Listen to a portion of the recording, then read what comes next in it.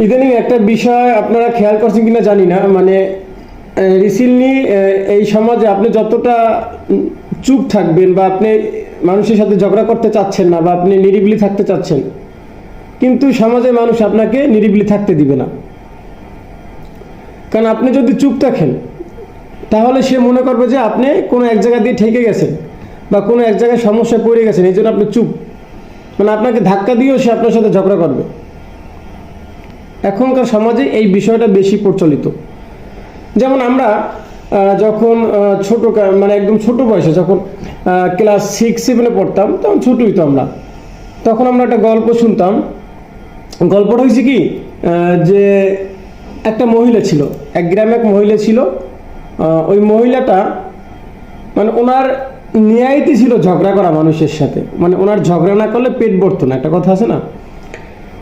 তা ঝগড়া না করলে যখন পেট ভরতো না, তখন ওনার তো প্রতিদিন ঝগড়া করতে হবে। তা ঝগড়া করতে হলে ঝগড়া করার মানুষ তো প্রয়োজন, তাই না? শার্টটা একটু গুছাই গেছে, আসলে স্থির করা না তো, যে ঝগড়া করার মানুষ তো প্রয়োজন। এখন আপনি তো প্রতিদিনই ঝগড়া করার মানুষ খুঁজে পাবেন না, তাহলে আপনি কি করতে হবে? আপনার ঝগড়া করার একটা টেকনিক বের করতে হবে, যে আমি কিভাবে মানুষের সাথে প্রতিদিন ঝগড়া করব। এই সময় ওই মহিলা কি করতো, মানে আজকে ঝগড়া করবে, আজকে লোক নাই কোনো, প্রতিদিনই কোনো না কোনো ভাবেই ঝগড়া করে, আজকে ঝগড়া করবে, কোনো লোক নেই।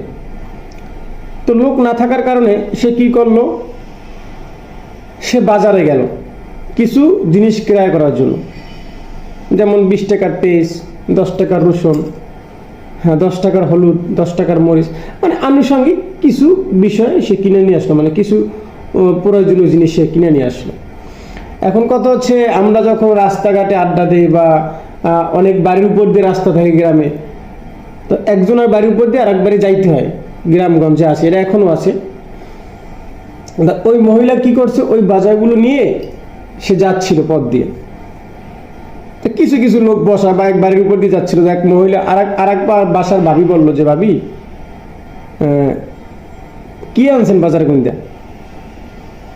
এতটুকু কথা শুধু জিজ্ঞেস করছে যে কি আনছেন বাজারে দিয়া। বলার কারণে সে কি করলো, সে একবার কিছু না বলি সে তার সাথে ঝগড়া করলো। কি আনছি মানে তোর আমার কইতেই আমি কি আনছি, আমার টাকায় দামি আনছি, মানে হ্যাঁ ঝগড়া শুরু করে দিয়েছে। মানে তার ঝগড়া করার টেকনিক কোথা থেকে আসছে আপনি হিসাব করছেন? মানে তার উদ্দেশ্য হচ্ছে সে ঝগড়া করবে, কিভাবে ঝগড়া করবে সে টেকনিক খুঁজে বের করছে এবং সে ঝগড়া করে ফেলছে। এই আমি কেন এই কথাটা বললাম, এই সমাজে আপনি যতই ভালো থাকবেন, শুধু শুধু রাস্তায় বসে আছেন, ভাই আসসালামু আলাইকুম, সেটাও আপনার অন্যায়। সালাম কেন দিলাম তারে? হ্যাঁ, তাই ভাই কি বলবো, আসলে